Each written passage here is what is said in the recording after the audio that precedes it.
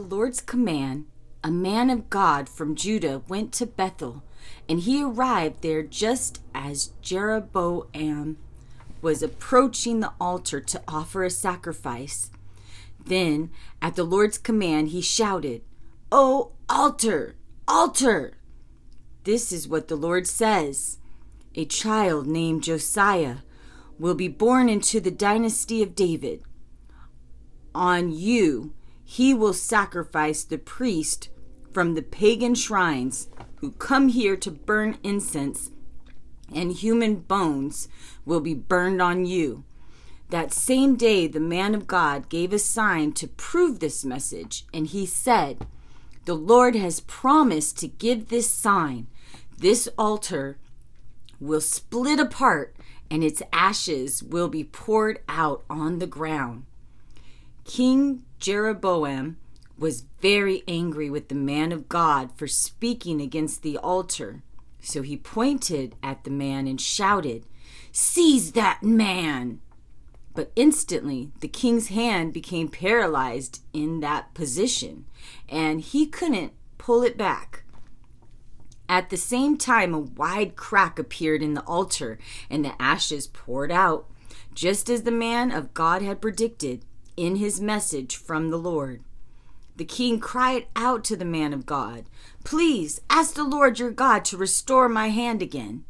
So the man of God prayed to the Lord, and the king's hand became normal again. Then the king said to the man of God, "Come to the palace with me and have something to eat, and I will give you a gift."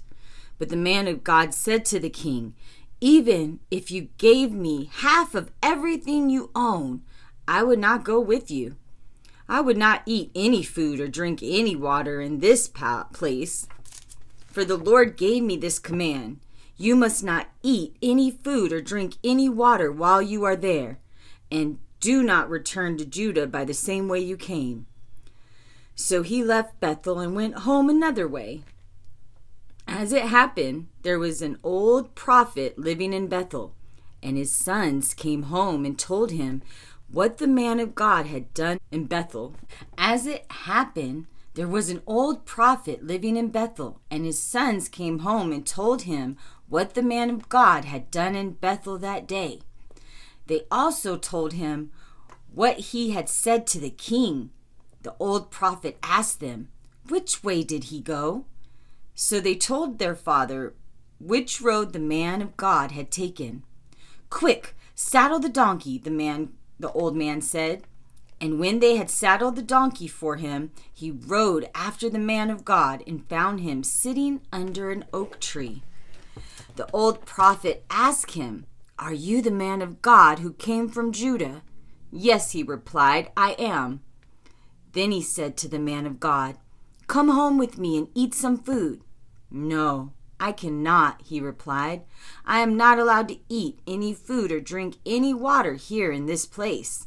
For the Lord gave me this command: you must not eat any food or drink any water while you are there, and do not return to Judah by the same way you came."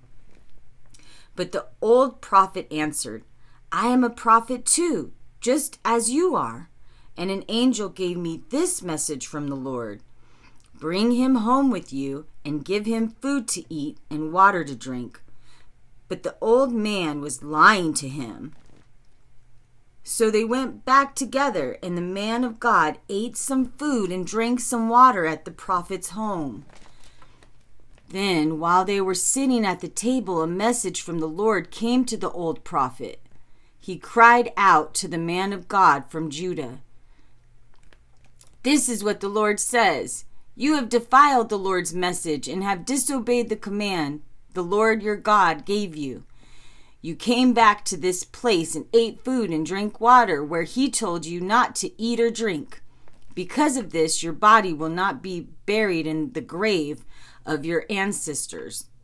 Now, after the man of God had finished eating and drinking, the prophet saddled his own donkey for him, and the man of God started off again.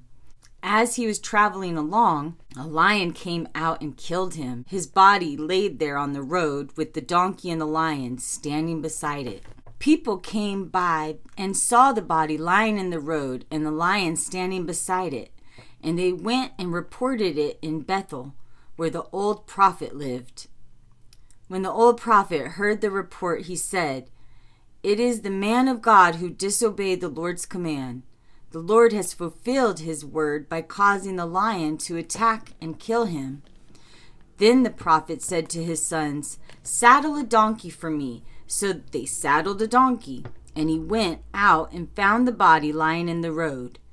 The donkey and lion were still standing there beside it, for the lion had not eaten the body, nor attacked the donkey. So the prophet laid the body of the man of God on the donkey and took it back to the city to mourn over him and bury him. He laid the body in his own grave, crying out in grief, "Oh, my brother!" Afterward, the prophet said to his sons, "When I die, bury me in the grave where the man of God is buried. Lay my bones beside his bones." For the message the Lord told him to proclaim against the altar in Bethel and against the pagan shrines in the towns of Samaria will surely come true. But even after this, Jeroboam did not turn from his evil ways. He continued to choose priests from the rank and file of the people. Anyone who wanted to could become a priest for the pagan shrines. This became a great sin and resulted in the destruction of Jeroboam's kingdom and the death of all his family. At that time, Jeroboam's son, Abijah, became very sick. So Jeroboam told his wife, "Disguise yourself so that no one will recognize you as the queen. Then go to the prophet Ahijah at Shiloh, the man who told me I would become king. Take him a gift of 10 loaves of bread, some cake, and a jar of honey, and ask him what will happen to the boy." So Jeroboam's wife went to Ahijah's home at Shiloh. He was an old man now and could no longer see. But the Lord had told Ahijah, "Jeroboam's wife will come here pretending to be someone else.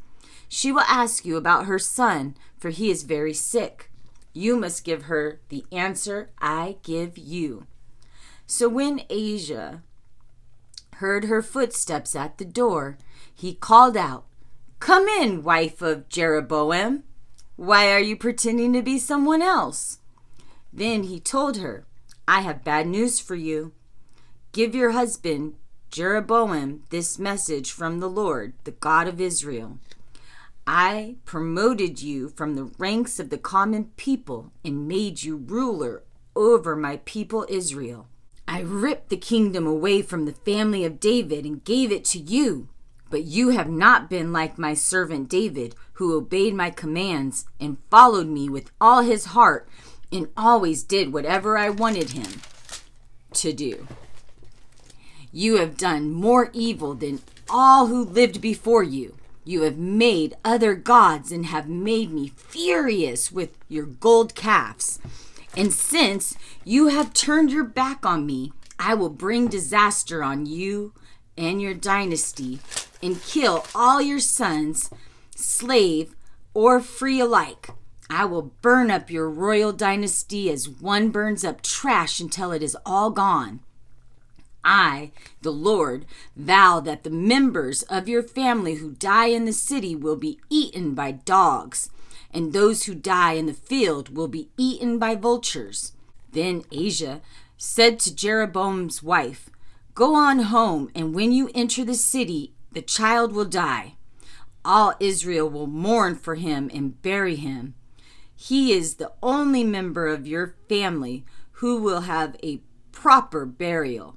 For this child is the only good thing that the Lord, the God of Israel, sees in the entire family of Jeroboam. And the Lord will raise up a king over Israel who will destroy the family of Jeroboam. This will happen today, even now. Then the Lord will shake Israel like a reed whipped about in a stream. He will uproot the people of Israel from this good land that he gave their ancestors, and will scatter them beyond the Euphrates River, for they have angered the Lord by worshiping Asher poles. He will abandon Israel because Jeroboam sinned and made all of Israel sin along with him. So Jeroboam's wife returned to Tirzah, and the child died just as she walked through the door of her home. When the people of Israel buried him, they mourned for him, as the Lord had promised through the prophet Asa. The rest of the events of Jeroboam's reign, all his wars, and how he ruled are recorded in the book of the history of the kings of Israel. Jeroboam reigned in Israel 22 years. When Jeroboam died, his son Nadab became the next king. Meanwhile, Rehoboam, son of Solomon, was king in Judah. He was 41 years old when he became king, and he reigned 17 years in Jerusalem, the city the Lord had chosen from among all the tribes of Israel as the place to honor his name. Rehoboam's mother was Naamah, an Ammonite woman. During Rehoboam's reign, the people of Judah did what was evil in the Lord's sight, arousing his anger with their sin. For it was even worse than that of their ancestors. They built pagan shrines and set up sacred pillars and Asher poles on every high hill and under every green tree. There were even shrine prostitutes throughout the land. The people imitated the detestable practices of the pagan nations the Lord had driven from the land ahead of the Israelites. In the 5th year of King Rehoboam's reign, King Shishak of Egypt came up and attacked Jerusalem. He ransacked the temple of the Lord and the royal palace and stole everything, including all the gold shields Solomon had made. Afterwards, Rehoboam made bronze shields as substitutes, and he entrusted them to the care of the palace guard officers. Whenever the king went to the temple of the Lord, the guards would carry them along and then return them to the guard room. The rest of the events in Rehoboam's reign and all his deeds are recorded in the book of the history of the kings of Judah. There was constant war between Rehoboam and Jeroboam. Then Rehoboam died. He was buried along his ancestors in the city of David. His mother was Naamah, an Ammonite woman. Then his son Abijam became the next king. And that's the end of 14. Next is 15 through 20. And I'm a little behind, so we're going to do that right now.